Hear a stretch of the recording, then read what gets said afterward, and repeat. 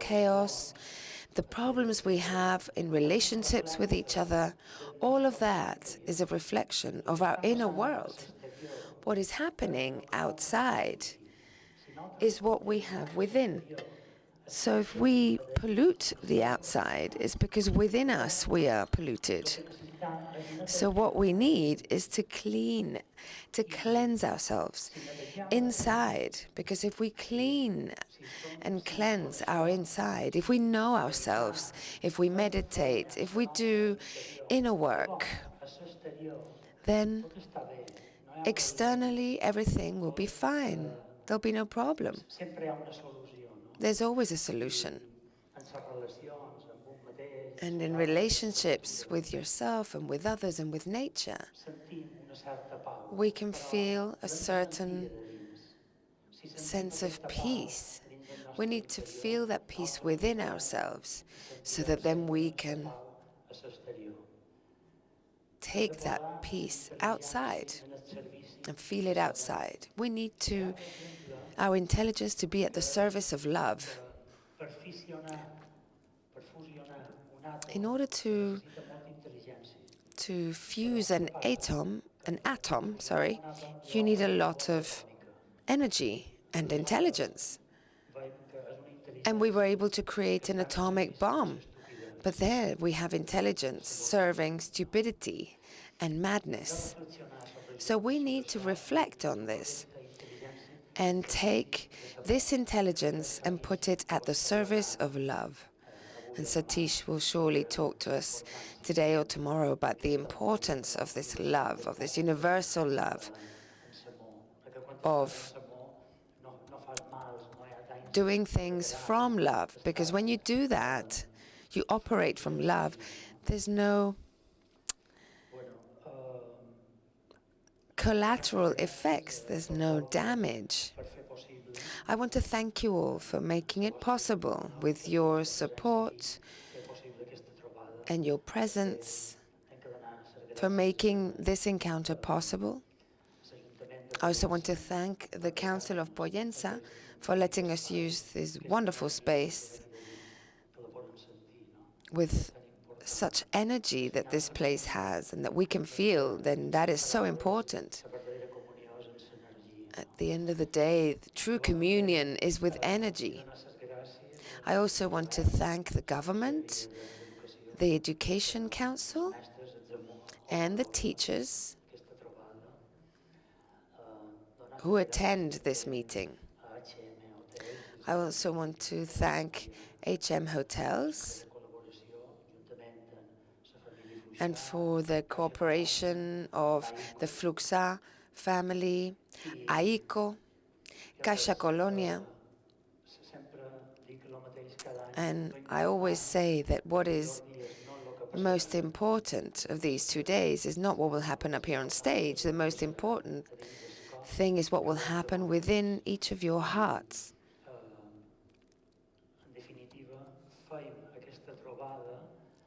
So we come together every year because at the end of these 2 days, we will feel the effect for the next weeks, and for the following year, we will feel that we are better people. So we will begin this celebration with music, and so in between the talks, there will be a song, and I will be introducing each of the speakers. So thank you so much for being here.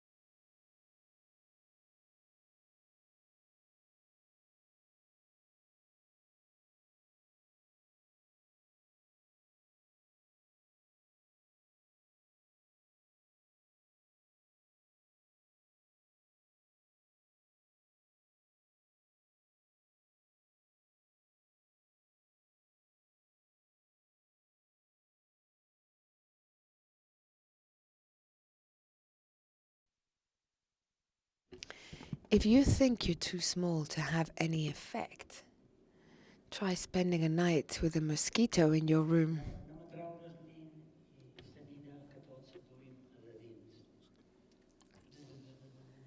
So now I'm going to appeal to the little boy, girl that is within each of us.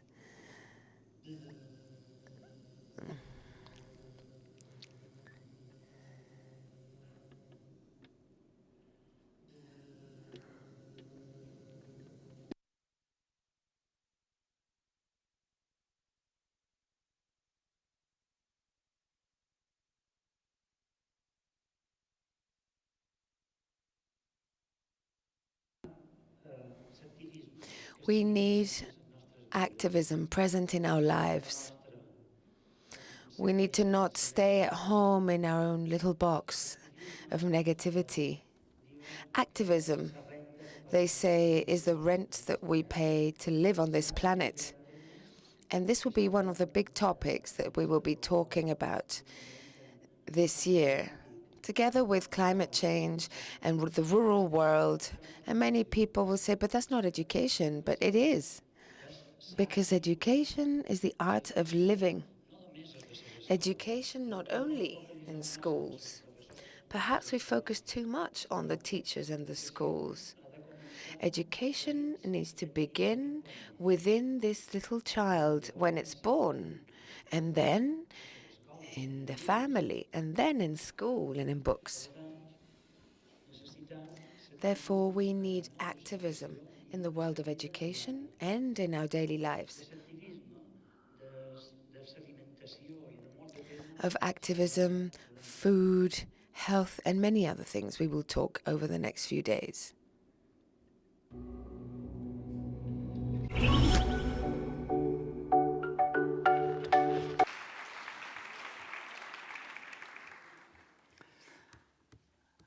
Bueno, primer convidat. So our first guest is Mokti Michel. He's done many things. He lives in England. He's a sailor. He's a woodworker. He's a writer. And he's into bioconstruction and sustainability. Do you all have a flyer with you? Most people do. Okay, so you will be able to find this outside.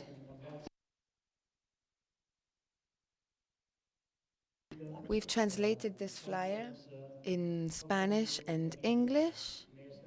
Sorry, in Catalan and Spanish. And it's about what we can do, especially to be in alignment with nature. So he's going to tell us about who he is and what he's doing out there. And I must say that he's Satish Kumar's son also.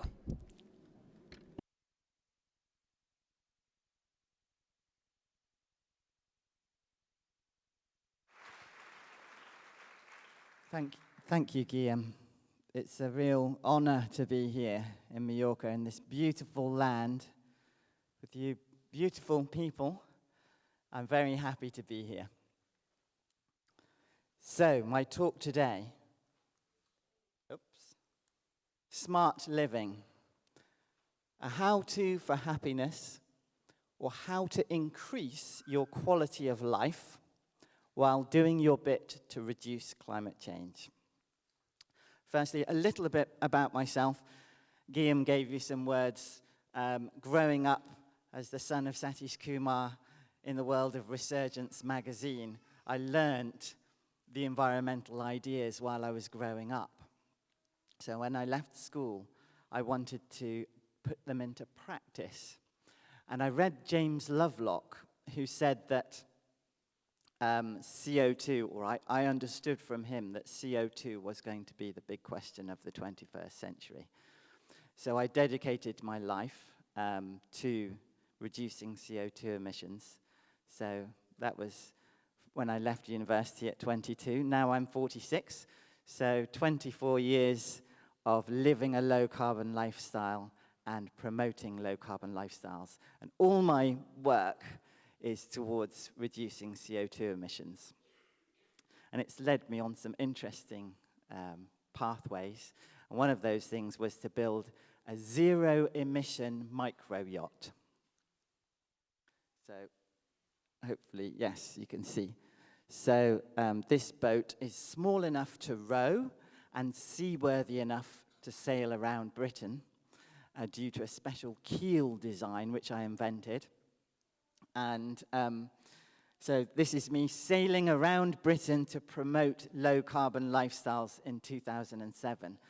And you can imagine what a gift that was for me, what a privilege to have sponsorship, to enable me to take time off work and sail for 6 months, see the beautiful British coast, and meet a lot of people and give 45 talks on how to cut your carbon footprint. And then I started a company to insulate old homes. So homes over 100 years old, and started 10 years ago. And this is our team. We have insulated 600 homes and saved 10,000 tons of CO2. And met so many wonderful homeowners and seen so many beautiful homes at the same time. So that's a little bit about my life and my work. So I also have a little meditation for you, just to think for yourself for 1 minute. So I would like you all to close your eyes for 1 minute and think for yourself, what is quality of life for you?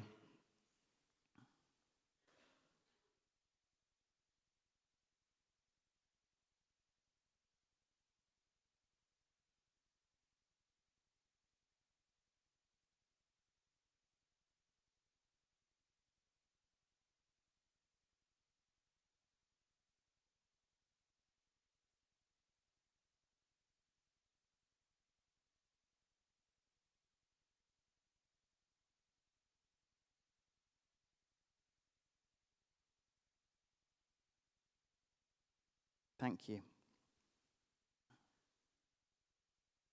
I'm going to ask you a question. So what is your quality of life in, not today, but in this last year or so? How would you rate your own quality of life on a scale of 1 to 10? So I want you to think for a moment. Just pick a number just from your gut, and I want you, if you chose a number from 0 to 4, I want you to raise your hand. If you chose a number from 5 to 7, I want you to raise your hand. And if you chose a number from 8 to 10, I want you to raise your hand. Great, thank you. So half of us rate our quality of life 5 to 7, and half rate our quality of life 8 to 10. Fantastic. We've got good quality of life. Now, I've got a question, and it's going to involve a little bit of talking. So I want you to talk to the person next to you for 1 minute. And so the one person is going to go first. And for 1 minute, you're going to say 3 things that you would like to do to improve your quality of life. Something that you can really do. Something very small, something big, doesn't matter. First thing that comes to your mind. And so in 3 time scales, something that you will do tomorrow to improve your quality of life, something that you will do in the next week to improve your quality of life, and something that you will do in the next year to improve your quality of life. So with the person next to you, the first person starts. I'll give you 1 minute.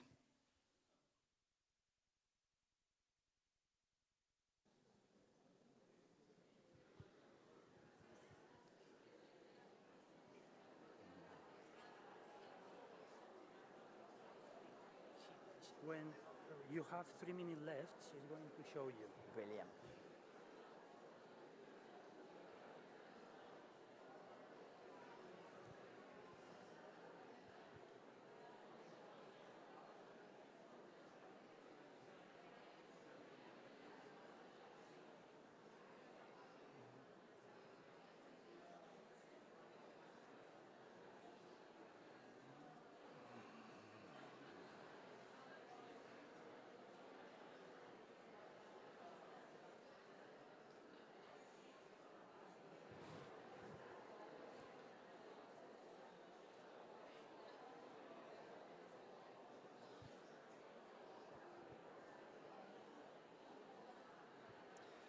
Okay, thank you. That's the first person. Now, can you swap to the second person?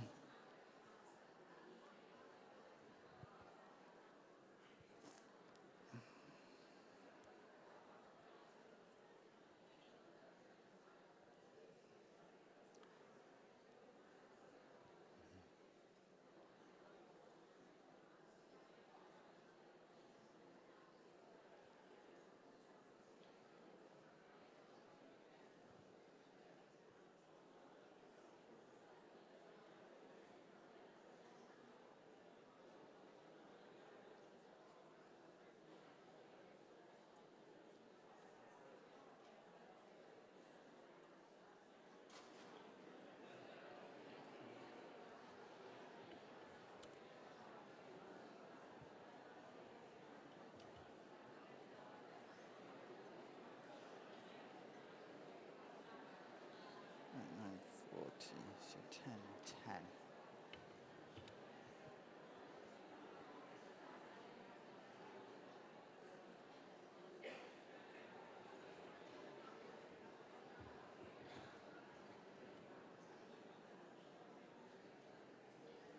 10. Okay, thank you.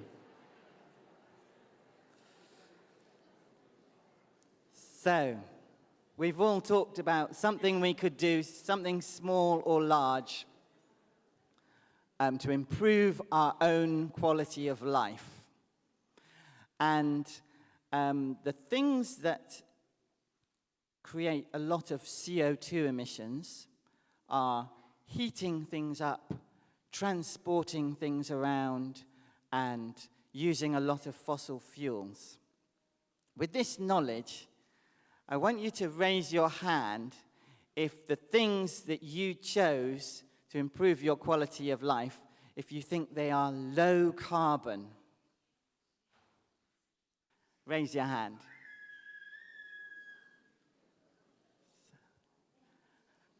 At least half, maybe 2/3. And now raise your hand if you think the things that you chose to improve your quality of life are high carbon. Nobody chose an activity to improve your quality of life that's high carbon. Amazing. So, this is, and my talk is how improving your quality of life reduces your carbon footprint. So, what psychologists say, we have a wonderful psychologist here. I wonder if he agrees.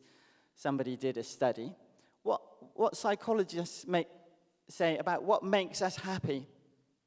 What doesn't make us happy, they say, is money, material possessions, intelligence, education, age, gender, or attractiveness. Few. And what makes us happy, according to the studies by psychologists, in order of importance, family and relationships is top of the list. Meaningful work, positive thinking, gratitude, forgiveness, giving to others, spiritual connection, personal freedom. I would add, maybe that's the freedom for how we use our time, good health, and some entertainment. I wonder if the things that you chose fitted with this. And most of these things also require no money. So now I'm going to switch from quality of life onto looking at our carbon footprint, because my life is dedicated to reducing CO2 emissions. And now, as we're also aware, Greta Thunberg, David Attenborough, Extinction Rebellion, now the conversation is getting so loud across the world about attaining climate equilibrium so that our children and grandchildren have a beautiful world to live in. So this is for the UK, but I imagine it's similar in Spain. I imagine it's similar in Mallorca. That the typical carbon footprint, which means the total CO2 emissions from your life for a whole year, from all your life activities, everything that you do, but pertaining to you as one individual, typical carbon footprint in the UK, and I guess in Spain, 15 tons per person per year, including international manufacturing, aviation, and shipping. And this comes from 5 lifestyle areas, the most important lifestyle areas. Heating our homes and cooling our homes in Spain. Transporting ourselves around. Food, holidays, and products, the things that we buy. So those are the 5 lifestyle areas that roughly equal 3 tons each, making up the 15 tons per person per year for our carbon footprint. Now, how do we raise our quality of life in these 5 areas? So, in our homes, what kind of home do we want? We want a warm home in winter, a cool home in summer. We want the home to be low cost, and we want to feel good about our homes. So, in transport, we want to be, what's the best quality of life that we could have in transport is to be chauffeur-driven, driven by somebody else. So public transport, trains, ships, and buses, you're driven by somebody else. So you can read and relax. So that improves your quality of life. Food. What is the best food that we could wish for in our lives? Food that is the most delicious, the most nutritious, and food that is low in toxins. And what kind of food is like that? Local, organic food is the best quality. And that also reduces your carbon footprint by 80% in food. Holidays. What kind of holiday do we really want? Speaking for myself, I believe that if I go on a holiday, a long trip, and I don't change inside myself, I don't have an inner journey, it's very unsatisfying. But if I go on a small holiday nearby, locally, something happens inside me, I go on an inner journey, it's very satisfying. So I believe what we're looking for, as well as rest and relaxation, but when we travel, we're looking for an inner journey. And the kind of journey that promotes an inner journey is traveling by ground-level transport. Ships, trains, buses. I came from England on Thursday by train and ferry. It's 10 hours from London to Barcelona. And then I had dinner, tortilla española, in Barcelona. And then I got on the ferry and arrived here yesterday morning at breakfast time. It was a lovely journey, lovely journey. And it gave me a chance to think about my life before and think about my life, my days in Mallorca, and have some inner change when you're sitting on the train looking out the window. It's good for inner journey. So holidays. The most eco-friendly travel is also the most satisfying. And products. What kind of products do we want if we're pursuing quality of life? We want the best products, the most beautiful products, the products that work really well, really user-friendly, and the products that last a long time. And if we all purchase quality, long-lasting products, it will cut the carbon footprint of products by 80%.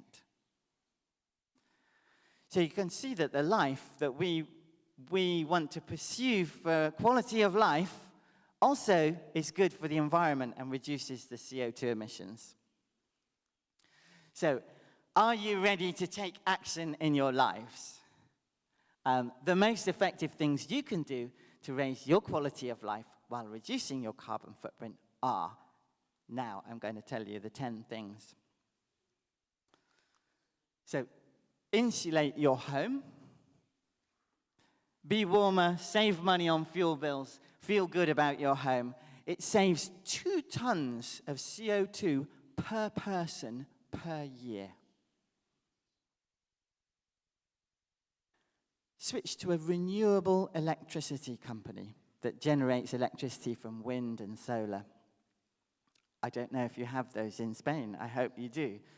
Yes. Yeah. So it's an easy thing to do. Switch to a renewable energy company. Feel good about your electricity use. Save 1 ton of CO2 per person per year. Travel to work differently. Just sharing a lift with one other person on a typical commute of 30 kilometers distance from your home to your work. Just sharing a lift with one other person reduces your carbon footprint by 2 tons per person per year.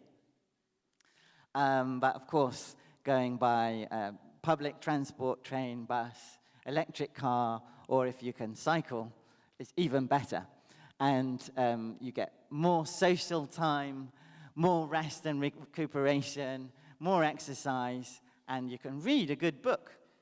I was traveling to work for 6 months when I was working as a carpenter. I had 20 minutes in the morning and in the evening. And I read over the 6 months 2 books that I wouldn't have had time to read at the end of the day. I often fall asleep when I go to bed. I'm too tired to read, so that improved my quality of life. Downsize your car, save money on fuel and insurance. Parking will be easier. Save 1 ton of CO2. Buy seasonal, local, organic food, as I said, saves 1 ton of CO2 and gets you the best flavor, the least toxins, supports wildlife. Something very important for me when I go to an organic shop in England and I pay twice as much for my food as I could in the supermarket. When I reach out for the packet of organic oats, I see fields surrounded by hedgerows with birds in the hedgerows and butterflies in the hedgerows, and I see the bees and the insects, and it's so beautiful. And I think next time I'm traveling through the countryside, I'm going to be traveling through countryside with beautiful hedgerows and flowers and insects and butterflies, because I'm buying that world. I'm supporting that world when I buy this packet of oats. And so it seems quite cheap to me to pay €2 for a packet of oats. And when I go to the supermarket and I very rarely go to the supermarket, but when I see the packet of oats for €1, I see these empty fields with big fields with tractors and spraying, and the hedgerows haven't got butterflies and they don't have insects. And I think that's very expensive, that €1 packet of oats. So I help myself, I sell myself that low-carbon lifestyle every day by connecting with those images of the world that I'm buying. And I feel good about myself because I think I'm creating the world that I want to live in. And it's very empowering then. So reduce meat and dairy consumption by 50%. You don't have to become vegetarian. You don't have to become vegan. Just reducing by 50% will save 0.5 ton of CO2 per year.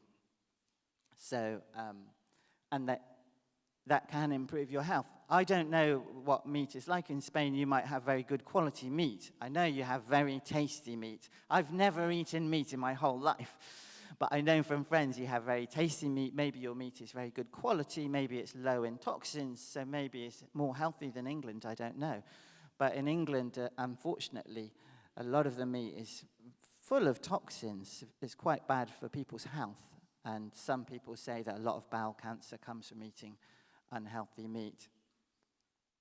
So I hope that just reducing by half, you still can then have the best meat, buy the best quality meat, eat really good meat, if you eat meat, and the rest of the time have the best quality vegetables. Guillaume gave us a beautiful meal, which was the meal, you probably all know, the meal of the most poor people of Mallorca last night with alcachofas. And it was so delicious. So ditch a 2-hour premium return flight, taking the train. We'll avoid airport stress. Save checking in time, and you'll enjoy the journey more. I can tell you from coming by train that the quality of the time is very good. There's very little time that is kind of dead time, because the time it takes to walk up the platform and get onto the Eurostar in London, it's a very short time. And then there's good quality 2 hours, and I can read, rest, or do some work on my laptop. And then 1 hour to cross Paris, and then from Paris to Barcelona, 6 hours. Really good quality time, very relaxing. So I believe that the journey, although it's many years since I've taken a plane, but I believe the journey is actually there's much less wasted time in the train journey than there is in the aeroplane journey, and much less stressful. So, save a 7-hour economy return flight will save 3 tons of CO2. And if you really want to travel to somewhere a long way away, and you think that flying is the only way you can do it, then save up your money and save up your time for 5 years and go to Thailand or go to South America for 2 months. Once every 5 years is 1/5 of the carbon footprint than just going for 2 weeks every year. And you have a much deeper travel experience, which promotes that inner journey, that we come back feeling a new person a little bit, and we feel really satisfied. I think extracting the satisfaction, the modern life with lots of fossil fuels, etc., it's hard to extract deep satisfaction from that life. And I'm very excited about the challenge of creating climate equilibrium on Earth, because it's going to lead us to the lives we really want to live. And I believe that when I would be honored to come here again in 10 years' time, and we're living in the much lower carbon lives. I believe that when we all do this exercise, what's our quality of life today on a scale of 1 to 10, I hope and believe that we will all have raised our quality of life by several points, thanks to living more in harmony with the planet. Purchase high-quality, long-lasting products, I mentioned before. It saves a lot of shopping time. If I buy a cheap toaster, I will need to buy a new toaster once every 3 years. Multiply that by all the white goods in my kitchen, all the toaster and the cooker and the washing machine and the dishwasher and all these machines. If I'm buying cheap products that break every 3 years, I spend my life every few years going back to the shops, buying things again and again. Luckily, my mother and father know that I like quality, long-lasting products. So they bought me a toaster 15 years ago. It's called Dualit, and it says on the side, handmade in England. I couldn't believe it. I didn't think we made anything by hand in England anymore. I've had it for 15 years, and I genuinely believe that one toaster will last the rest of my life. And it's the best toaster. It's the most beautiful toaster. It's the most trendy toaster. It's a nice mint green color. It looks very good on my sideboard. It's going to save me a fortune in toasters over my life. And it's going to save me so much shopping time.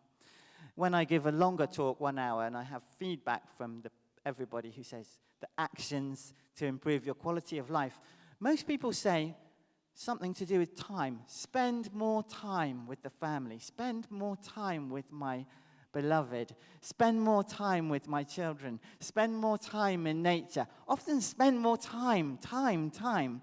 That's what people want to improve their quality of life. And if you buy all your products in your house once, buy the best ones, the ones that last your whole life, you've got the rest of your life so much time to enjoy gardening, walking, making love. You know, these days, how often do I overhear someone making love? How often do I disturb someone when I knock on their door because they're busy making love? Not very often. Perhaps we should be making love a lot more.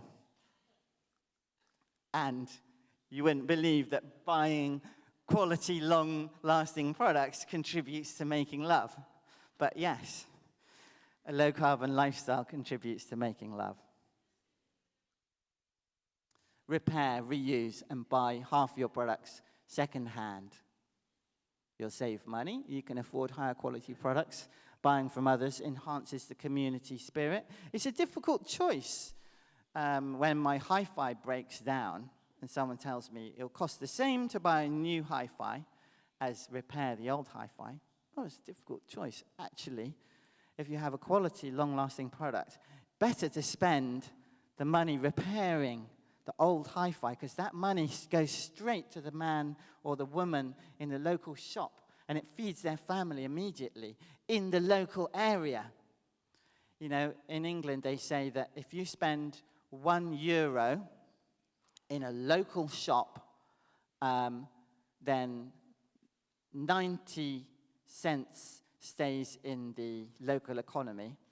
But if you spend €1 in a national chain shop, only 45 cents stays in the local economy. So anything we can do to give money to the shops and the repairers who are in our own town is going to give us more money. It's going to make our town more wealthy.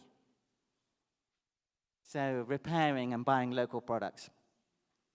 So these 10 actions will raise your quality of life and reduce your carbon footprint by 80%.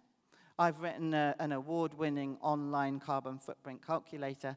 I've been calculating my quality of life for 20 years, and my own carbon footprint is about 4.5 tons per year. And still, I can still go on holiday in Mallorca. I still have a car, electric car. I try not to use it very much, mostly for work, but I still have an old house, which is quite a beautiful house, quite spacious house. So we can live the life of our dreams, more the life of our dreams, with a very small carbon footprint and have more time and energy. So it's a virtuous life cycle that encourages energy, enthusiasm, and motivation, and is influential to others. So that's it. That's my talk. Thank you very much for listening.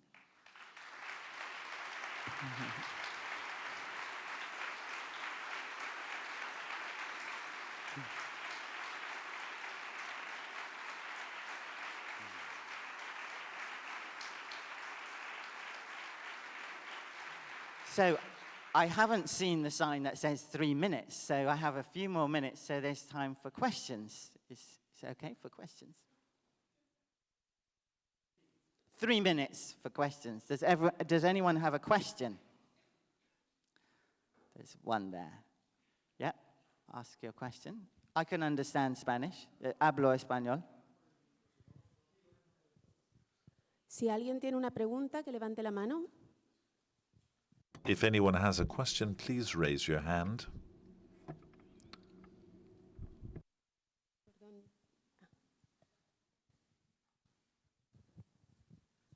Muchas gracias por su intervención. Thank you very much for your presentation. I would like to ask you, one of the things that I'm most worried about is waste. We generate a great deal of waste. Even when we buy organic food, biologic food, everything is packaged in plastic. And every time I take my plastic bag out to the street, I think, what an enormous amount of plastic. How can we reduce this? What can we do to reduce plastic waste? Use. ¿Cómo reducimos uso de plástico? Sí. In September, I had a plastic-free month. So for 1 month, I said, I'm not going to buy anything with plastic. And I had some food in my house already. I was lucky I already had some dried food like rice, lentils, etc. But it was a very interesting experience. You can survive 1 month, or if you prefer, you could try 1 week.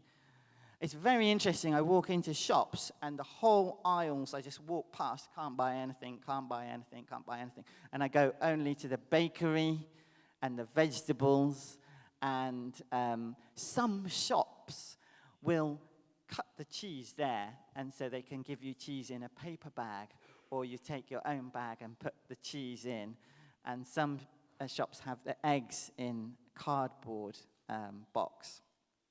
And I don't know about buying meat, for example. I'm sure there's ways. So to try hard for just 1 month is a good way, or 1 week, because that gives you a chance to really practice. And you find that you go to different shops. There are some shops in England which sell everything loose. And so you have to put it in your own bag. So I don't know if that's possible. But it also takes you to the farmers' markets and the local markets instead of the supermarkets. Again, money going into the local economy. That's my best recommendation. Try for 1 month. And it's definitely possible. You have to get much more used to taking your own bag with you and when you go shopping. But it's definitely possible to live without plastic. So many countries in the world live without plastic. Thanks. Another question? ¿Alguna otra pregunta? There at the back. Si hablas en español un poco lento, por favor. Sí, no sé lo que prefieres. Well, if you prefer, I can speak in English, but in any case, my question, I like the anecdote that you tell us about your toaster. And I always try to buy quality products that last a long time. But it's hard for me to find, how am I going to know that a product is going to last a long time?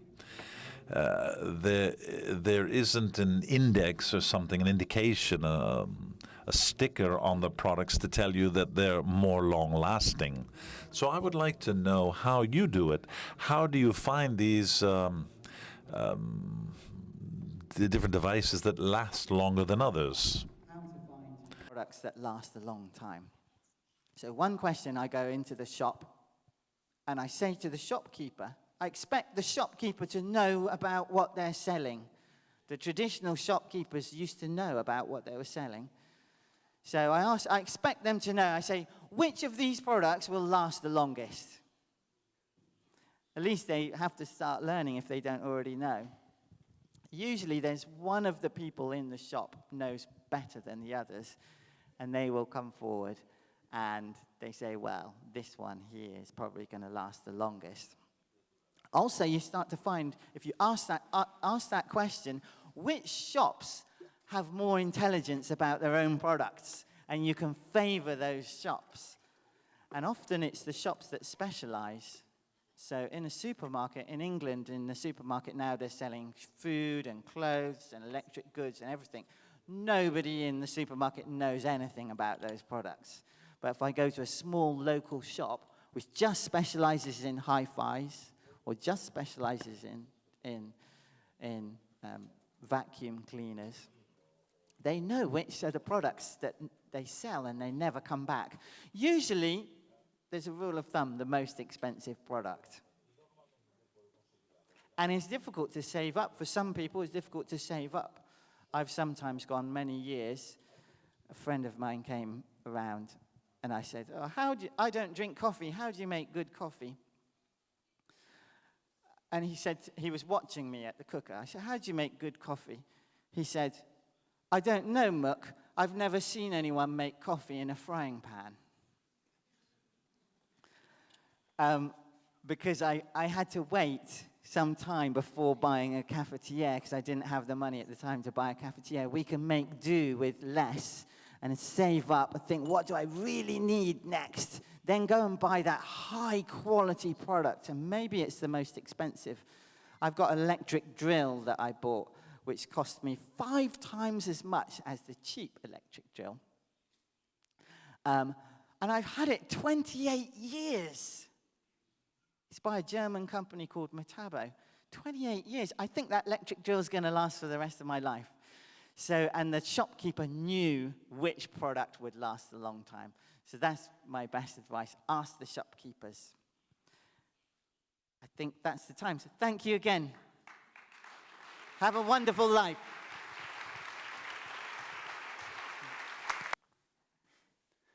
Bueno, el nostre pròxim convidat té tant de coratge. Our next guest has as much courage as all of these together. Now, he is a writer. Enric Thoreau, a writer, said that all good things, all good people are free and wild. And Albert is a person who's free and wild. Welcome, Albert.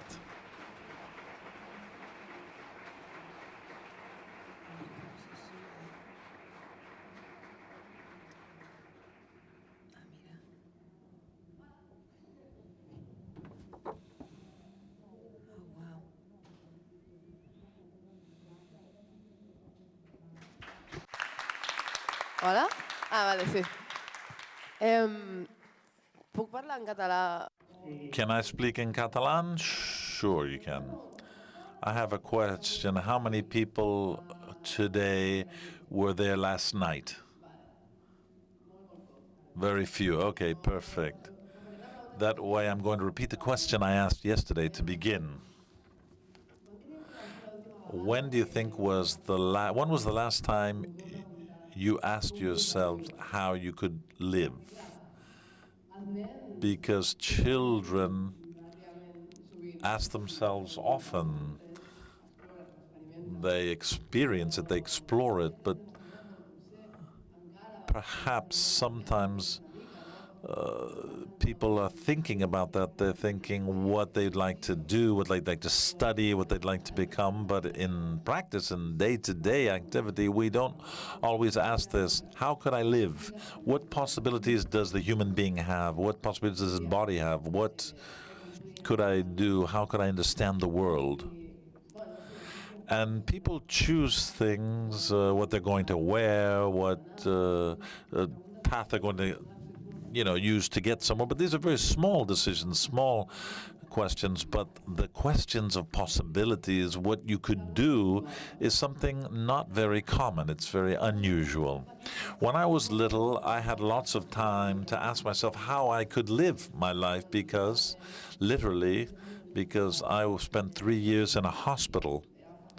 And it was easy for me to die because I had leukemia. So I wondered how I could live my life. So I came to the conclusion that I had no idea. And while I was there, I read lots of books about adventure, lots of adventure books.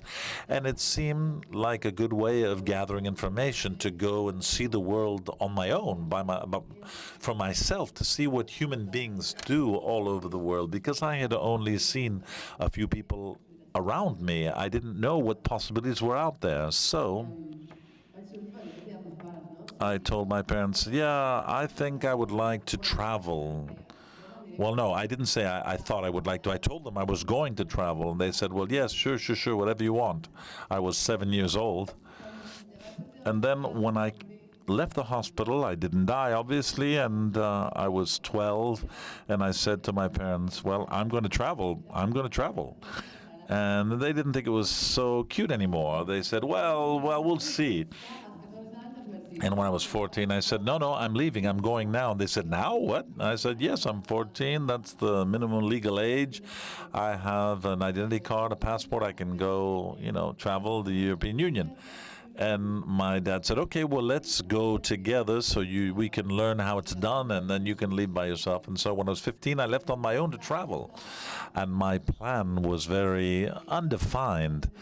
Since the age of 5, I had always asked for Christmas. Instead of for toys, I asked for money that I could save up to travel in the future. And I bought an Interrail pass to go on train all over Europe. And I left. I went on my journey. And after a month, I had been traveling. I'd had a wonderful time. I'd learned so many things. And it had only been a month. I realized that I wanted to travel for years or maybe my entire lifetime. And my Interrail ran out. I had no more money, but I was fortunate that since I was in a wheelchair, many people had told me that it was impossible. You can't travel by yourself if you're in a wheelchair. You can't do these things. And since I had already learned that there were certain things that couldn't be done, and I'd learned that when they said that, they made mistakes and they were wrong, I said, well, I've always been told that to travel I need money, but really, why? What for? I mean, let's analyze the problem here. And I reached the conclusion that to travel, I needed 3 things. I needed to sleep, I needed to eat, and I needed to move from one place to another. Now, if I could do those 3 things without money, then I could travel without money. So I said, okay, well, I'm sure some of these things can be done one way or other without money. So I started to hitchhike. I read about it because I didn't know what hitchhiking was, and I learned sleeping was easy on the beach, in a park. I mean, if you're sleeping on the ground, you're not going to fall any further down than that. So, and traveling, well, I wasn't sure. I didn't know, but I figured, well, one thing that all human beings have in common is that they eat. And I figured that wherever I went, there would be people and they'd have food and maybe they'd have some left over. And then later I discovered that 40% of food is thrown out in the West, and I figured out where this happened, where these things were disposed of, and found that the things were thrown out because the expiration date was soon. They were improperly labeled, and I realized that supermarkets throw food out at the end of the day. So I discovered all of this, and so I began to travel and travel and travel. And I think it's been about 14 years that I travel all over the world. I've been to more than 100 countries, hitchhiking. I've gone from Barcelona to Malaysia, hitchhiking, for example, through Turkey, Georgia, Laos, from the United States to Argentina, for example. I've done lots of that. I just leave, and I think I have a very low carbon footprint because I'm doing it's not my car. I'm hitchhiking. So the important thing for me at the start, what I wanted most was to gather information, and I've been very fortunate because when I began, I did it without money because I didn't have any money. And I had written books, and I tried traveling with money, and I said, this is boring. I'm having such a good time traveling without money. Traveling with money is just a bore. So I gave my money to NGOs, and I began to live the way I like to live. And I'm very fortunate that I tried that, because traveling without money is something very special when you gather the information of how I can live, how other people live in other cultures. And when you carry money with you, you have part of your world with you, because you have have a control.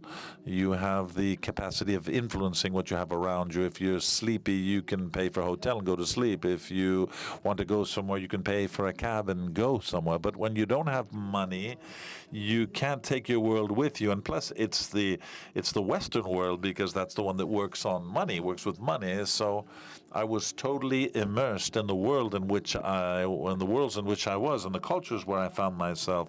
I slept with families that invite me to their home and eat what they eat, and the paths that you follow are totally different, because you are always with people, and you cannot create this barrier of your way of doing things. You have to be flexible and learn and understand how people around you are living.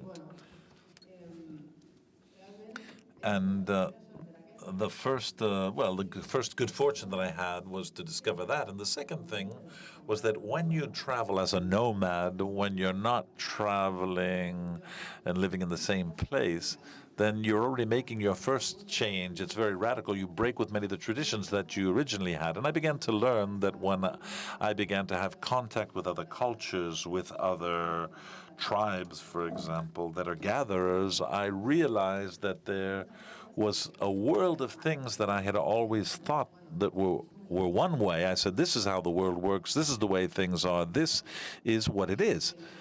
But then all of a sudden, I've met people that are doing it totally differently, people that are not in your culture, and therefore no one has told them that this has to be done this way, that you need money to live. Or people, for example, a good example is when I got to a yak gathering, people from Borneo, and the belief that things belong to people, that's just a belief like we have of God or a passage of a book. I mean, there's nothing that actually links people to objects. And so it was lots of fun, because when the Westerners came to Borneo, at the start, they used to cut off the heads of missionaries and put them on the roofs of their homes, but they didn't cut my head off. They were very nice to me. But it was very curious. It was odd to see that they don't have private property. They don't link a person to an object. And so they went into people's houses, they looked at something, and then they would take it and then just leave it in the street or take it to their own home. And that kind of bothered the people, the Westerners. So when you begin to travel, when you begin to mix with other cultures, you discover that many of the possibilities that the human beings have for living and for choosing are things that you never even considered, because you had never discovered that the world was not only the way that you had been taught. Let me give you some examples that I like, because so that people can see that if they have these beliefs. One is private property, for example, that I just mentioned, but another that is very much in our culture in the West is romantic love, monogamy, because we've always been. Well, if you have a child, for example, you love that child with all your heart. And if you have a second son, you're going to love that son as much, or that child as much, and you don't love him less because you have a previous child. And it's not a possessive love. You don't want that child to love you alone. You want that child to grow up, to live a full life, to love others, to be loved by others. And the same is true with romantic love. There is no reason why romantic love should be possessive, or we should think that only one person can be loved. The Mosu people in Yunnan in China, they are a matriarchal society, and that's always good. And the Mosu women, what they do is they have a marriage, but it's kind of a marriage that is to last a certain period of time, but not with one person, with men, with women, with several at the same time, it's just a marriage for the time being. They love each other, they share things, but there's no reason why there has to be any exclusiveness. And the majority of gatherers don't have that type of possessive spirit. Now, let me give you some more examples. There's some specific things that I always think that each culture has its peculiarities. In Western society, it's not that there's a society or there's a culture that's better or worse. It's just that we can often be entrapped in one way of doing things. And one, for example, has to do with children. The Western culture is very specific about, is very kind of strange about children. They have children and they say, okay, you have to teach them everything because they don't know anything. They're savages and you have to educate them. Well, that's complicated. That's a perspective that's scary. The majority of tribes and gatherer tribes, for them, children do not belong to a mother and a father. They belong, they're part of nature. They belong to, it's kind of like a flock. No one ever yells at them, tells them what they have to do. It's unthinkable that someone would try to educate a child. A child will learn on his or her own, and children that are a little bit older, these show the children, these teach the children that are younger, and they go where they want, they do what they want, and there isn't this idea that we have to discipline them. When I saw this, I said, wow, how is it that they sent me to school? Because the other day when I was talking to San Andreu, I said, I thought, well, I haven't learned anything in school apart from reading and writing. I mean, I learned more when I was in the hospital, when I would read on my own, than when I was in school. And I asked myself this, and I realized, well, education, the way we know it, was invented in Prussia during the Enlightenment because there was an industrial revolution, and there were workers that had to go to the factories, and we had to do something with all those children because everyone had to work, which is what capitalism wanted. And since we were at it, well, the main idea of education, the Prussian education, was to teach children to obey. It wasn't so much for them to study, for them to learn to write, for them to learn mathematics. That was secondary. The main thing, and I think you can still find that in the structure of the majority of conventional schools, it doesn't really matter that much. It doesn't matter what or how much you learn, but the important thing is for you to understand the hierarchies, to obey, to follow the rules, to be disciplined. That was the main objective. So perhaps that's what is open to debate. I know that there are lots of educators here, and perhaps that is what you're reflecting on, what you're considering. How can we educate? How can we do things? It would make more sense if the things that we learn in our culture, well, every time I see a child in the street, he's always being scolded for something. He's fallen down, he's climbed on something, he's gotten dirty, and I mean that's the normal things that children should do. And so I always see them being scolded for that. So it's just an example. The last example that I tend to use is that of death, which is something that's also very interesting in our culture. It's like a secret thing. You can't talk too much about it. It's as if we try to ignore it like it didn't exist. And when people die, well, they seem to be surprised by it. And I'm surprised by that because death is one of the most foreseeable things in this life.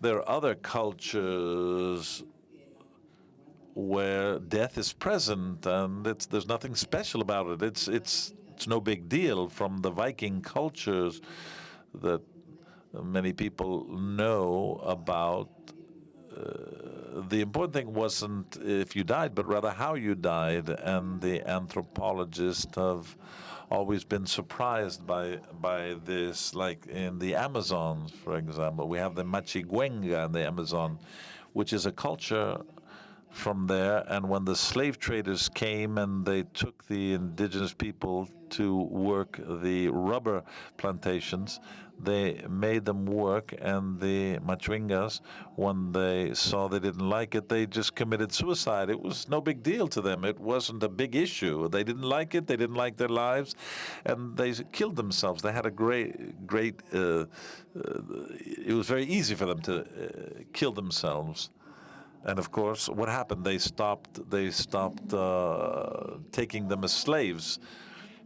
And another tribe, I forget their name, but it's also very interesting because people laughed, people got along very well, people seemed very happy.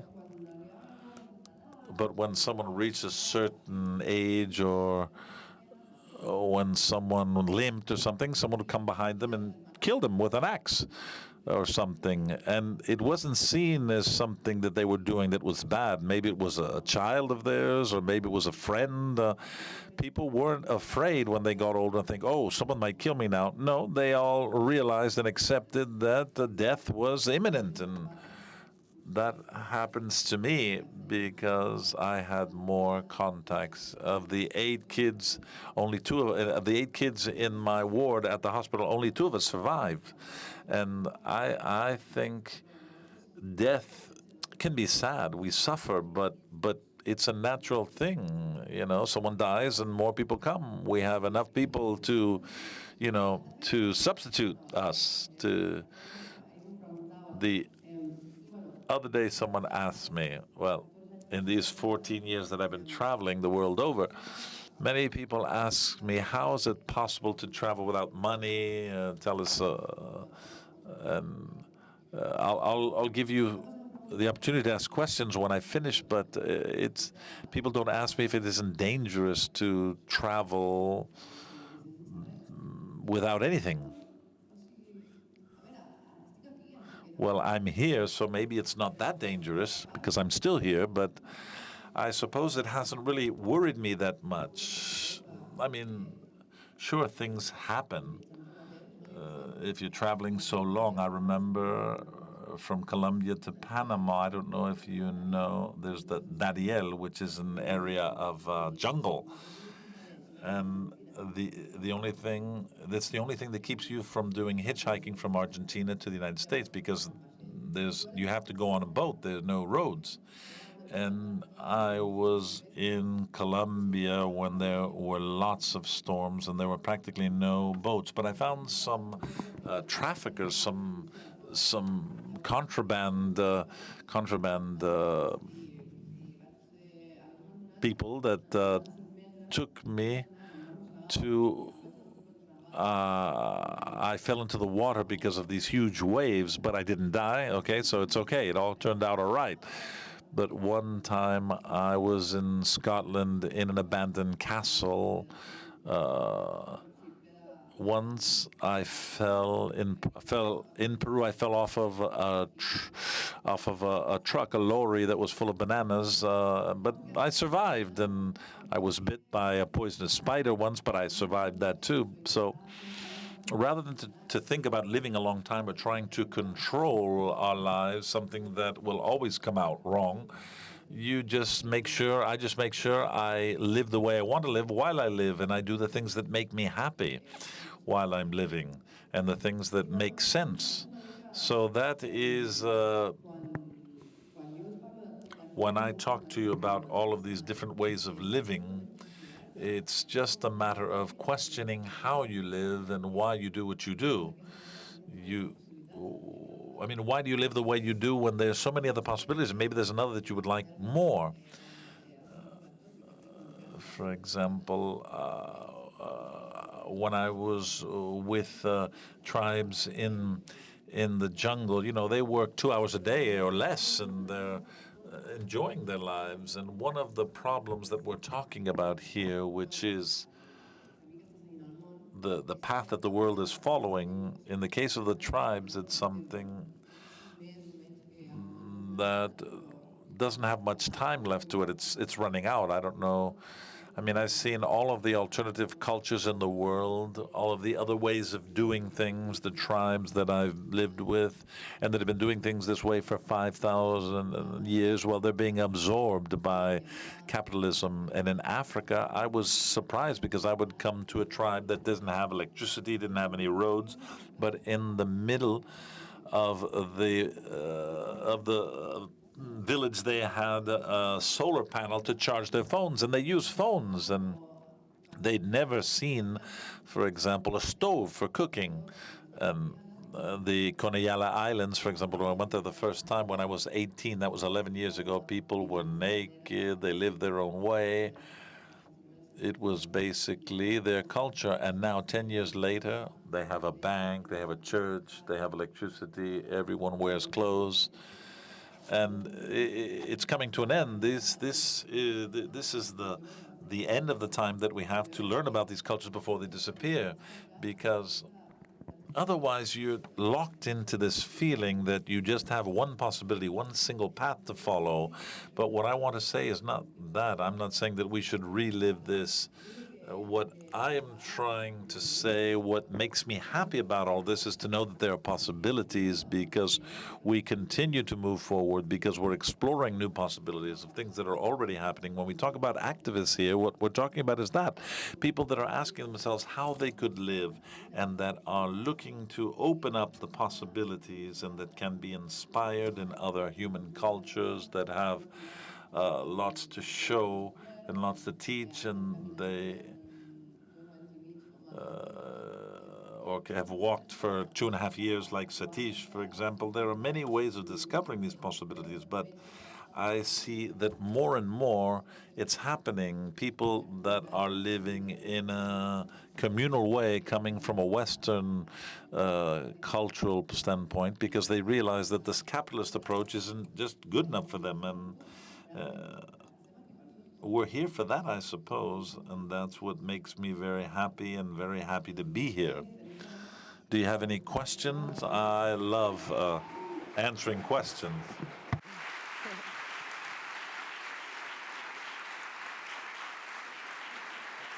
Pensa que tens un traductor, serra un poquet més poc a poc. Ah, vale. I el micro més aferrat. Vale, perdó. Hola. Hola. És curiós que... It's interesting. The point of view that you have is very interesting, and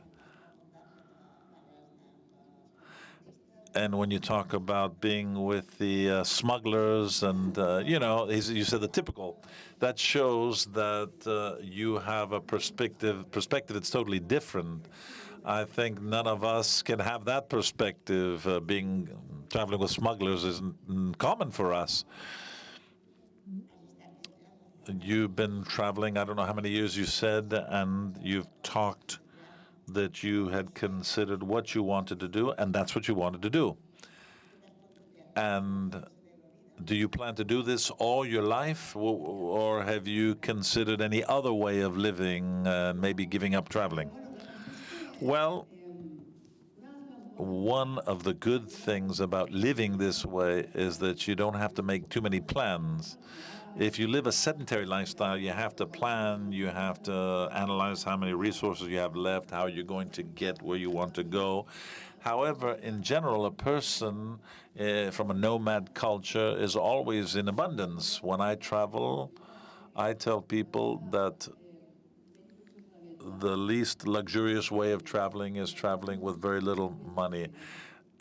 And the most luxurious way to travel is traveling with no money, because you're always in the situation of abundance. Everything that comes to you from when the day begins until it ends, it's a gift. You can think, you don't create expectations. You don't say, okay, this hotel is dirty. Think of the money I paid. This is dirty. Or if someone invites you into their home and lets you sleep on a sofa, on a couch, well, you're super happy. And I get up in the morning and I have nothing to think of other than what would I like to do today until I go to sleep at night. And for me, the important thing is to know that it's possible. I know people who are 65 and 70 that continue to travel around the world doing hitchhiking. And I think at every moment what makes sense is to do what makes you happy. I've had periods of 3 or 4 months in one single place. And, sometimes I want to stay for a longer period of time in one single place. Any further questions? There's one in the back. Aquí había una. Ahora voy. Have you ever the Bushmen of the Kalahari? Yeah. Can you tell me something about that? Yeah. So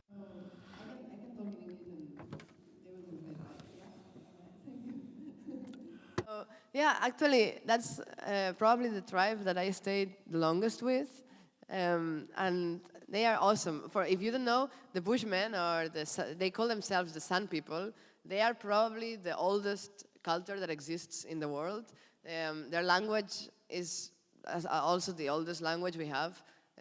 They still talk like with clicks and like it's really cool, and they are one of the few cultures that have managed to be in contact with sedentarian people and Western people, and still they kept running away and they kept on living in their own way because they were not too interested, I guess, in like the material things that other cultures could offer them. So for me, this is always a sign that there's something interesting going on there, because most cultures, when another culture comes, they are just assimilated very quickly by the strongest society. So if you have more resources, if you have more strength, ultimately your society will assimilate the other one. But not with some people. They just kept going into more isolated places. They used to be all over Central Africa, and now they're just in a few deserts in Namibia and in Botswana. And one of the funny things is that, they have their god is a prankster god. And I don't know, they are always laughing about themselves. They are always laughing about everything, like anything silly that happens. And for me, it's really interesting that a culture has their own god, not as the strongest god or the wisest god, but as the prankster god, When something weird happens or when something doesn't go as planned, they say like, oh yeah, our God likes to make this kind of jokes, so it's all right. So yeah, I don't know. For me, it was also because it's quite hard nowadays to find any people that really have no contact with capitalism. There are many tribes in Africa nowadays that still live kind of in their old ways, but mostly they survive because tourists go to see them and to see them do the things their own way, and then they buy food from this. The San people, most of the tribes that live like they used to live are in the Amazons or in Micronesia. So the San, I think, are one of the few ones that remain. And I don't know, when I went there, it took a while. I had to walk with a wheelchair, roll, for more than 100 kilometers. There was a kind of a dirt road, and we thought that probably we would be able to hitchhike. But then we found out later that this road had only one car every week. So after we had been walking for like 50 kilometers with no water left, we started thinking, that's weird. I wonder if it's too late to come back and survive now, Maybe we should just keep going on. And after this, we were quite thirsty. We had no water left, probably still 40 kilometers to go. We thought, maybe we can make it, It's not, and if not, that's not so bad. But actually, when we were almost there, we met some people from the army who were testing their bazookas out there in the desert. And yeah, they saw us somehow. I guess they have like I don't know how they saw us exactly, but they came to us and they asked us, what are you doing? What are you doing in the middle of the desert? You will die here. There are lions here. Lions, yeah.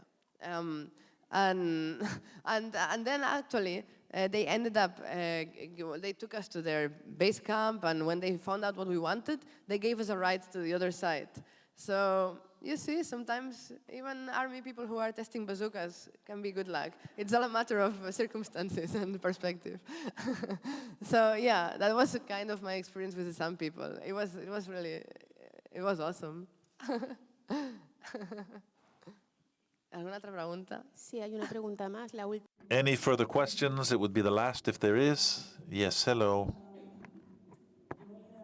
I wanted to ask you some advice or your opinion, because I think throughout people's lives they accumulate objects, possessions, houses, and it seems that we have a circle of things that we have around us that we consider ours, and we are very attached to those things. What advice would you give to be able to live a life, a better life, and not be attached to these things?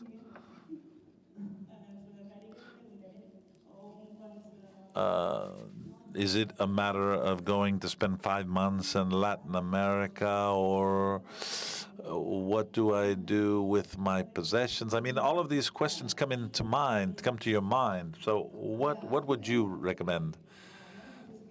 Well, my thought is that the things that we are attached to because of the way we see reality, well, much of that is based on the culture that we've been raised in, where we've been living all of our lives. And here, we're in the West.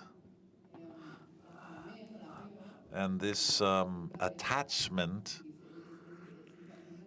it always generates what you just said, this fear, this, when you think, what's going to happen if I lose this thing that I'm attached to?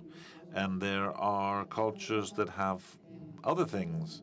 And it makes sense for there to be fear here of losing things in the West, because that's a cultural trait that's very specific and that you can see clearly when you leave Europe and you leave the West.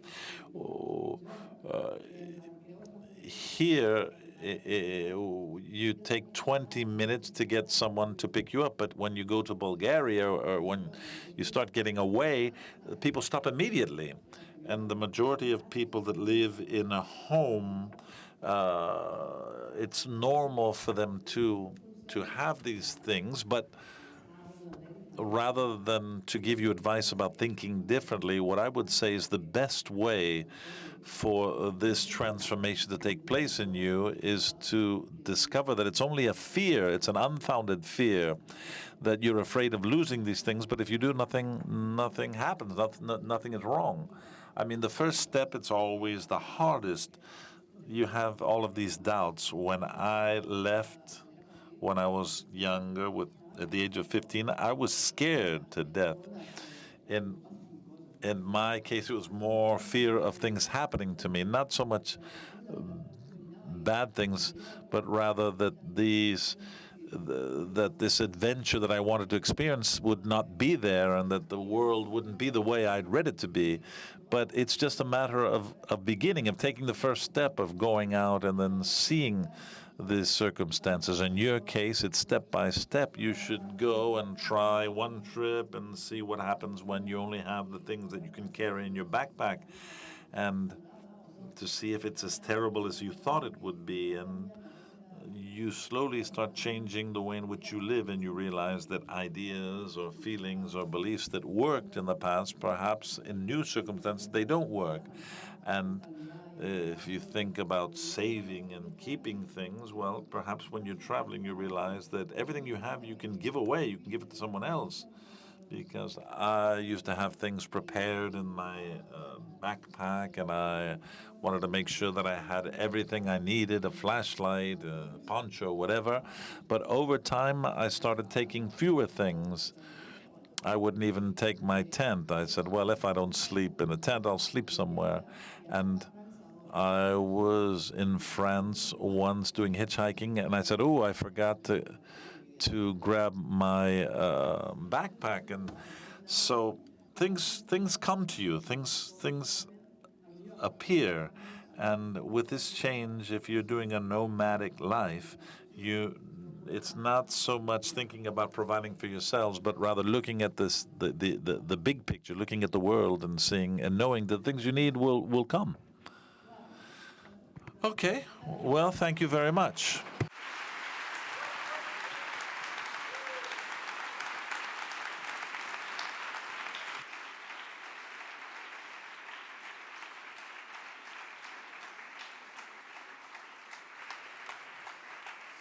Gràcies, Albert.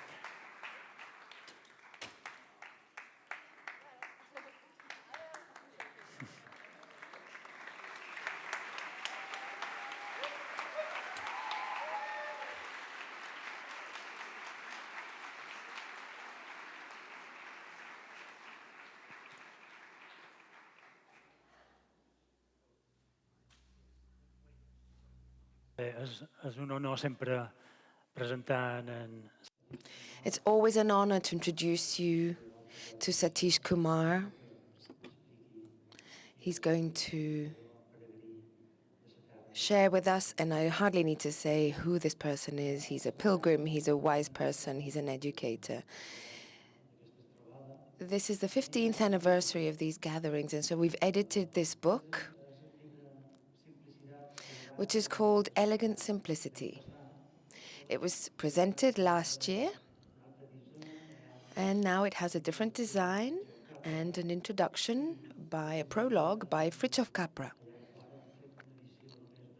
And we have printed only 100 copies of this book. So if you want to share it with Satish, together with all the other guests who have attended and who also have brought their new books, Joan Boades, for example. Then we also have Catherine Weir, who will also present her book. Sorry, they will all be present there during the break so that you can share with them and get your book signed, perhaps. Satish, over to you. Thank you very much. You can take your headphones off if you like, Satish.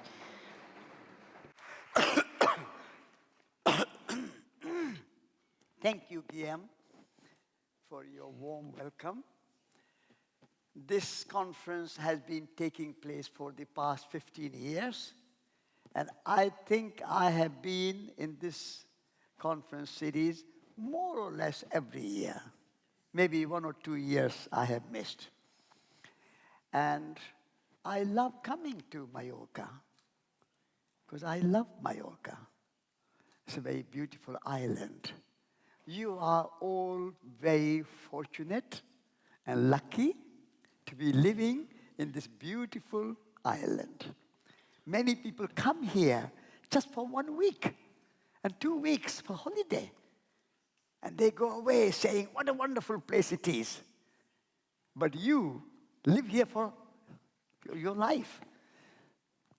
And sometimes when you live in one place, you start to take it for granted.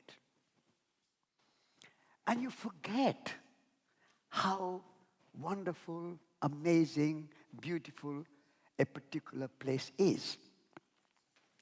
And you start to sort of sometimes underwrite, undervalue, undermine your own treasure, your own wonder, your own amazing place. So sometimes you need an outsider like me to come and tell you, remember, you are living in a very amazing, beautiful, precious island of Mallorca. Don't take it for granted. Its beauty can disappear. Its preciousness can come to an end. And you can spoil it. Maybe not for yourself, but for holiday makers. And you can build motorways and airports and hotels and all the things which are anywhere in the world. People don't come to Mallorca for hotels. People don't come to Mallorca for motorways. People don't come to Mallorca for airports. They come to Mallorca for its culture, its beauty, its land, its water, its mountains, its language, its tradition, its food.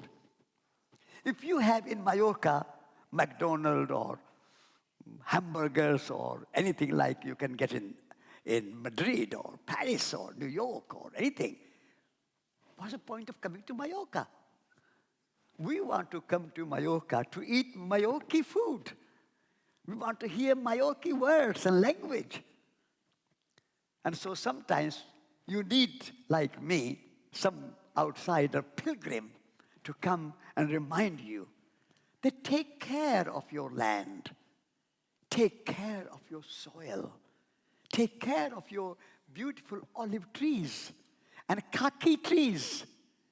My favorite fruit in Mallorca is kaki.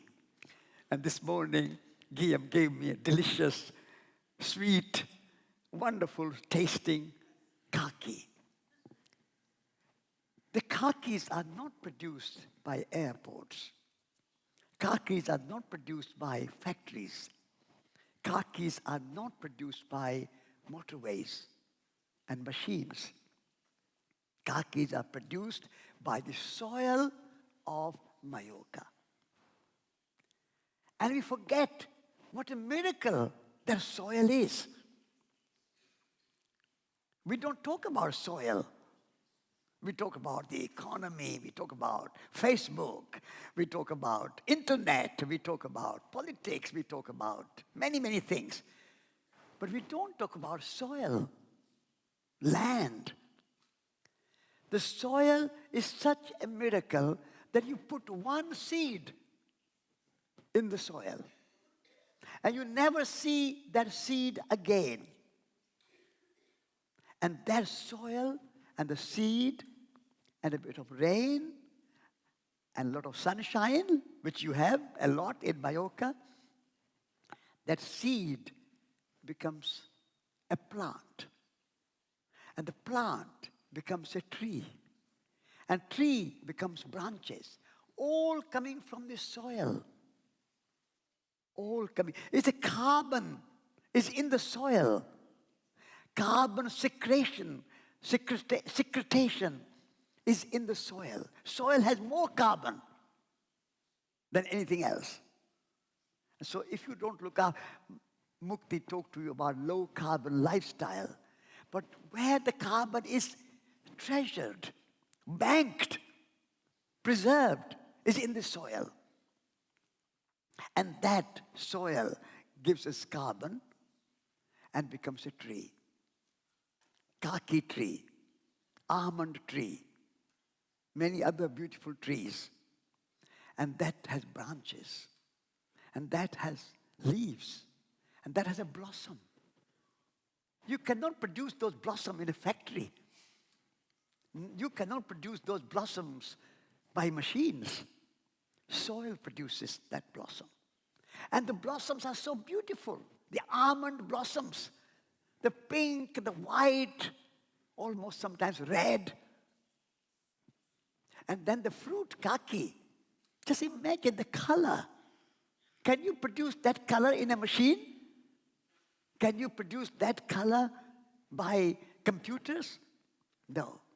There's soil and the sun and the rain and the air.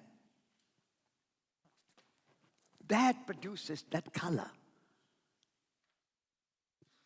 And then sweetness. How does the sweetness get into kaki? The soil and the sun and the rain. So we need to value the soil, the sun, the rain, the water, and live by those elements. We are made of soil. Our body is made of soil. The food we eat is soil transformed. Soil becomes kaki, soil becomes wheat, soil becomes rice, potatoes, all the vegetables, all the food we eat is soil transformed. You cannot produce rice or wheat in a factory. So the real factory is the soil. And so your responsibility as the teachers in the schools is to teach children to love the soil. Love the soil. I have written a book, apart from Elegant Simplicity, called Soil, Soul, Society. The soil. Teach our children the value of soil. Every school, and our Minister of Education is sitting here, every school must have a garden. I'm sure in Mallorca, every school must have a garden. I hope so. But if not, please ask the Minister of Education to provide garden for every school. And every child must learn to plant a seed in the soil. And every child must experience the miracle and the magic of the soil transforming that seed into a tree. At the moment, our children sometimes are afraid of growing food. They say, oh, I can't grow food. I don't know how to grow food. I can do computer. I can do smartphone. But children should not have fear of nature. But in our schools, in not maybe Mallorca, but in London, Paris, Madrid, Barcelona, New York, Washington, Beijing, Delhi, Tokyo, big cities, children have no connection with the soil, no connection with land. They don't know how food grows. They think food comes in a packet from a supermarket, that's it. They have not seen a cow. They have not seen a sheep. They have not seen a goat. They have not seen anything. Even in big cities, I would say, every school must have a garden. And children should learn about the soil and the seed and the miracle and the magic and the science and the mathematics and the history and the geography of the soil and the seed. You can learn history. You can history of food. You can learn geography. You can use mathematics. You can learn science.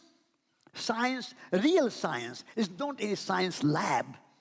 The real science is science of the soil and science of life. Biology is not in the university lab. Biology is in the soil. So I would like all the teachers to be mindful of nature and the soil. And one other thing that all our children and the teachers need to be mindful of is that nature and humans are not separate.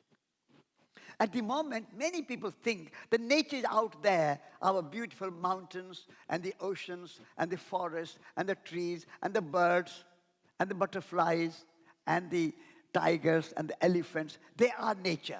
And we humans are not nature. This story of separation, humans and nature separate. And that separation has caused the climate crisis. That separation has caused the pollution of our oceans and land and rivers. That separation has caused the waste we are throwing into landfills. That separation has caused the plastic pollution that somebody asked about. That separation has caused the carbon emission that we are suffering from, and because of that climate change. So what we need to do, in every school, all the teachers, one lesson you can teach to every child from this conference is nature and humans are not separate. Humans are also nature. We are nature. We have all come from the same evolution. In the Big Bang, at the time of Big Bang, there were no humans. There were no forests. There were no animals. Over the billions of years of evolution, we have created this wonderful diversity of species. And humans are one of those species. That's only the evolution has created diversity. But real unity of life, trees, animals, birds, insects, all are made of the same elements: earth, air, fire, water. We are made of the same elements. The trees out there and Satish Kumar are made of the same elements. And also we have a thought in our old story of science that humans have intelligence, humans have consciousness, humans have spirit, but nature has no consciousness. Nature has no imagination. Nature has no intelligence. This is a mistaken view. Nature is alive and intelligent and conscious. Human spirit and nature spirit. Spirit permeates all life. Life cannot exist without the spirit. And therefore, please take this idea to your children in your schools and say, nature and humans are one. We are also nature. And nature has intelligence and consciousness and imagination. I spoke about it last night as well. And therefore, we can have this create this unity of life.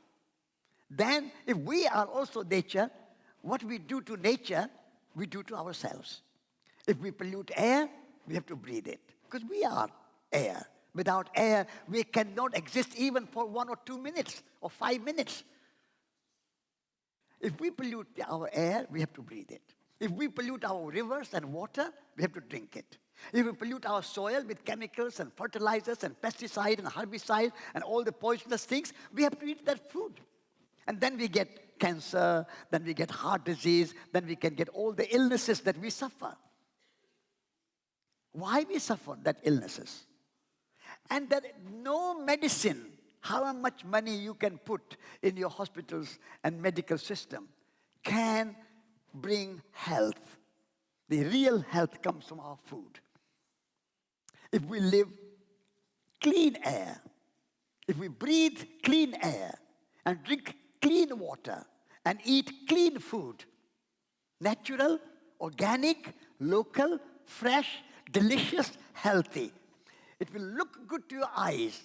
It will smell good to your noses. It will taste good to your tongue and be good for your stomach. And your body will be strong and healthy. Food is your real medicine. Please take this message to your children. What kind of food are you eating? If food is right, climate change will be right. Like Mukti showed in his diagram, 30 to 40% of our climate crisis and carbon emission is related to our food and agriculture. The carbon emission happening from the farming sector, 30 to 40%. So much pollution coming out of our farming sector. And therefore, we are nature. The word nature means birth. When I'm sure in Latin you understand the word natal. When a mother is pregnant, she goes for prenatal check. And after the birth, she goes for postnatal check. The word natal and nature come from the same root. So natal means birth. So everything what is born is nature. We are born, we are nature. Animals are born, animals are nature. Trees are born out of the soil, nature. So the unity of life, we are all coming from the same origin, the Big Bang. All living beings, humans and other than humans. And therefore all life has equal value. At the moment, we have this idea that humans are somehow superior. We are higher than all other species. And therefore, because we are superior, all the species around the world are there for our use. We can use forests and rivers and oceans and animals how we like. They are all our slaves. We are superior. In your new education, ecological education, environmental education, education for sustainability, has to challenge this idea of human superiority. And we have to say all life has equal value. Trees are no less important than humans. And humans are no important than animals. We are all have intrinsic value of life. Life is sacred. Just remember this one sentence. All life, human life, animal life, forest life, river life, all life equally sacred. This is our traditional wisdom. Christianity, poetry, Hinduism, Buddhism, philosophy. Everywhere you see the ancient wisdom, Kalahari of Bushmen. You heard from Alberto, the Kalahari of Bushmen, and all the people who have lived in different cultures in China and Taoism. They all have this one philosophy in common, that all life is equally sacred. That's a deep ecology that all life has intrinsic value. And when we receive something from life, from the land, like kaki fruit and our grain and the wheat and the rice and the potatoes and all the things we receive, we say, thank you, Mother Earth. Like a baby is fed with the breast milk from the mother, and all our life we say, Mother, thank you for bringing me to this world. Thank you, Mother, for feeding me from your breast. All mothers are heroes. All mothers are heroes. They bring the child into this world. And bringing this child into the world, as many of you who are mothers know, is a life and death experience. That pain that mother suffers to bring the child into this world. What a great sacrifice mother does. So I call all mothers are heroes. And then feeding the baby with your own breast. This is why we say the earth is our mother. Like our personal mother, human mother, earth is our mother. And the mother is feeding us. So mother is giving us kaki. Mother is giving us mangoes and apples and bananas and lemons and all the vegetables and all the herbs and all the grains and all the millets that we receive from Mother Earth. That's mother's breast milk, equal. And so we say thank you, like we say to our mother, thank you, Mother, for bringing me into this world. We say to Mother Earth, thank you, Mother, for giving us kaki and giving us mangoes and giving us apples and giving us almonds and giving us grapes to make our beautiful wine. That gratitude, like Mukti showed in your slide, gratitude is the quality of life. The gratitude is the source of happiness. And gratitude is the source of sustainability.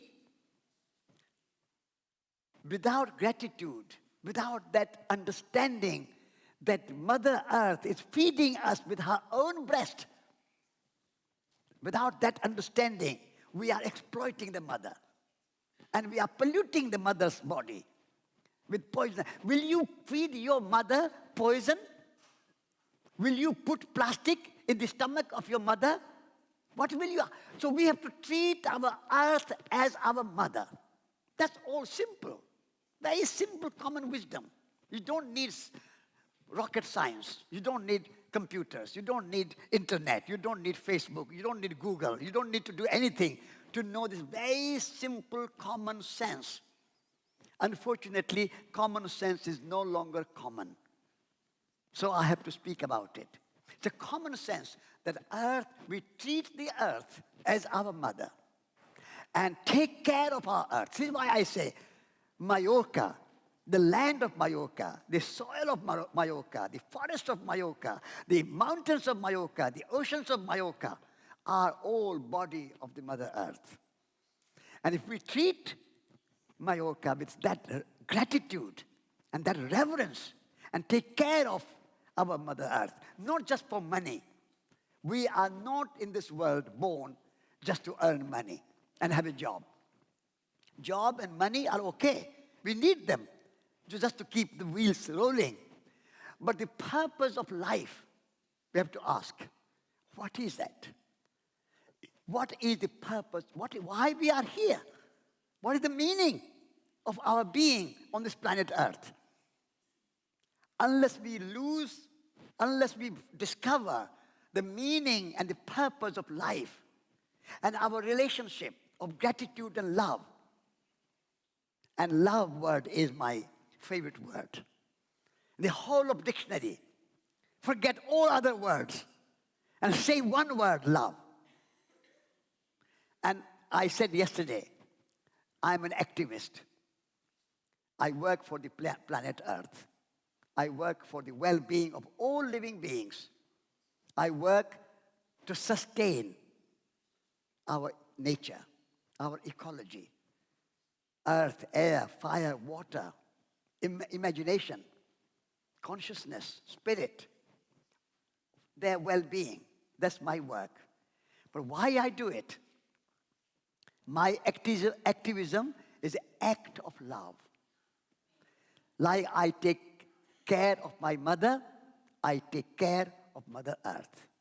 And I've devoted for all my life. Whatever happens to Mother Earth, even though we have big problems of climate change, and many people are thinking that it's kind of a risk of extinction. Whatever happens, even when my mother is old and dying, even at the last minute, last hour, last day, last week, last month, I will take care of my mother, even though if I know she will die. In the same way, even if there is any risk or danger of extinction, whatever happens, we don't know. It's only a guess. It's only a guess. But even if anything is as dangerous as extinction is there, still every day, it is our joy. It is our pleasure. It is our love for our Mother Earth that we act every day to put compost on the soil. We take every day to put seeds in the soil. And we work every day to save the seed which Mother Earth gives us. Just imagine what a gift from Mother Earth we are getting, that we plant one seed in the ground, that seed is gone. But when that seed comes out of the tree, and each kaki fruit will have 2 or 3 seeds in it. And one tree will have 1,000 kaki fruits. So that one seed has become 1,000 seeds with 1,000 kakis. You think about the banks. You put €1 in the bank, or €100 or €1,000 in the bank. How much interest do you get? 1%, 2%, 5%? In England, we don't get any percent. No interest. But the Earth Bank, you put one seed, gives you 1,000 fruit and 5,000 seeds. So you can plant more kakis. Abundance of nature. The miracle of nature. And we take it for granted. This is why I say love. The love of Mother Earth. Activism is an act of love. To take care of trees, of animals, of insects, of butterflies. They are all members of our family. They all have come from Mother Earth. Like one mother has 4 sons, 5 sons, 8 children. In olden days, they used to have 4, 5, 6, 8 children. Now, modern times, maybe 2 or 3. So as one mother gives 2 or 3 children, this Mother Earth gives us millions and trillions of species. Over the long period, Mother Earth has a long life. Mother Earth has a long life. It's eternal life. And so it gives birth to all the children, the species, elephants and tigers and deer and butterflies and hawks and forests and flowers and vegetables. Everything, Mother gives birth. And therefore, I would like to come back to the beginning where I started. And I said, Mallorca is that one particular place. And such a beautiful place. So far, less polluted and less spoiled than many other places. So please take care of it. And I'm an outsider. Please don't think that, who are you outsider coming and telling us? Because I've been here now for 14, 15 times. And every year when I come, I love Mallorca. So out of my love, not anything else, I have no other right, I have no position, I have no status, I am not government official, I am not EU official, I have nothing else than my love for Mallorca. And so I say, please take care of your Mother Earth, Mallorca. And thank you, Mallorca, for being so beautiful, so precious, so abundant, so wonderful, so amazing. Thank you, Mallorca. Thank you, Mother Earth. Thank you all. Thank you.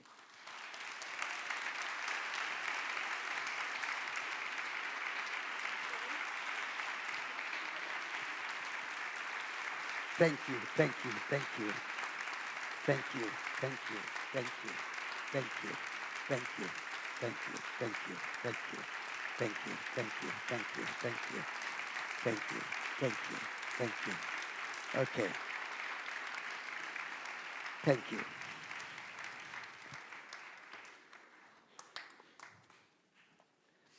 Fem un petit descans fins a les... We're going to take a brief break until noon, so at 12 o'clock we expect you back here. Thank you.